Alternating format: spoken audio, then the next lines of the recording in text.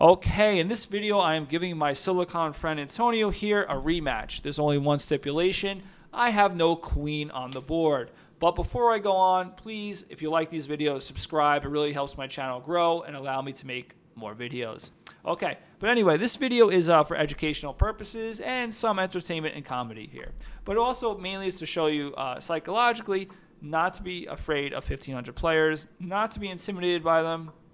If you're aspiring to be 1,500 and start beating them, don't worry about it. Just don't think that some players that are just rated above you are like playing against God or anything. Okay, don't never be intimidated by a higher rating in chess.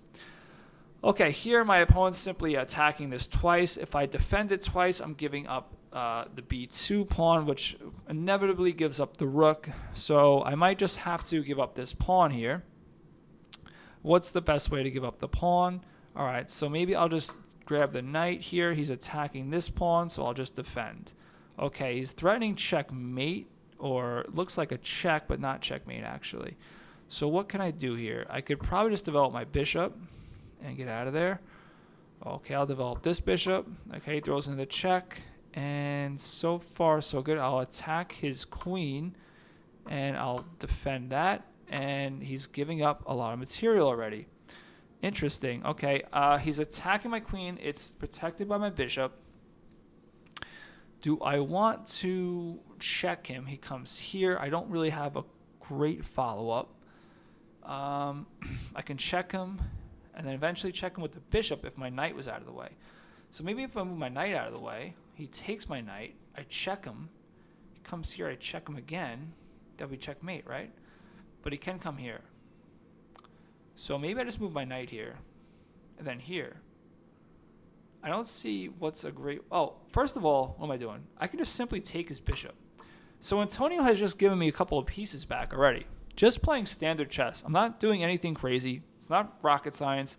I'm just playing like very, logical moves here. Okay, he's attacking my knight. I don't want him to take my knight. Obviously, we don't want to lose our pieces. I have to defend my knight. So I can either just play passively and defend my knight, but who wants to play passively? That kind of sucks. I want to get my pieces involved in the game. So what to do here? Can I throw in a check? And if he has to go here, no. My knight doesn't have anywhere to go.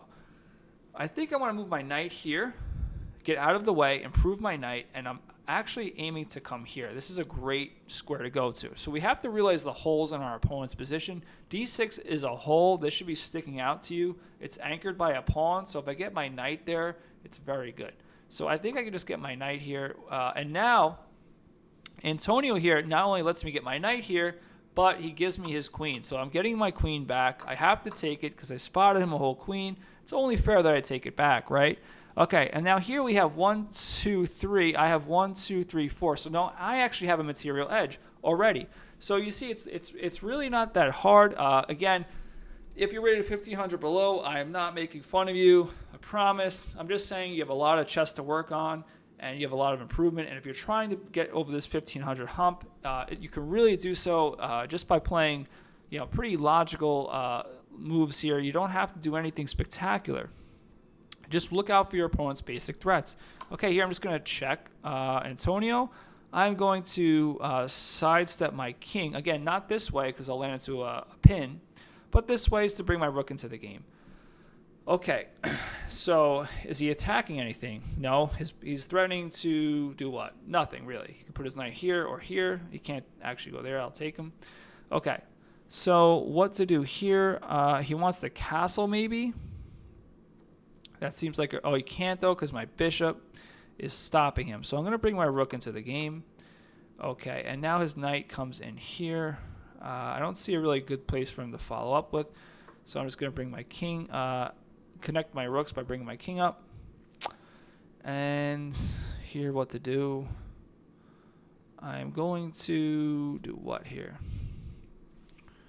Looks like if I come here, he checks me.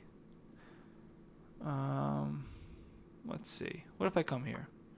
All right. And what if I... Okay, so I can ignore this, it looks like, this threat on my bishop.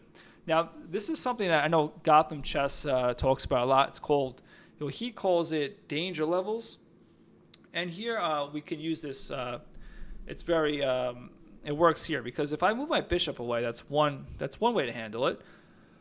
But I could also set up a bigger threat. So I can play rook d1, and the idea is if he takes my bishop, I have check, and then he only move is here, and then checkmate. So I'm just going to simply play rook d1 here, and now he gives me a 2-move checkmate. Again, okay, this is for educational purposes only. I promise just a little bit of entertainment, a little bit of comedy.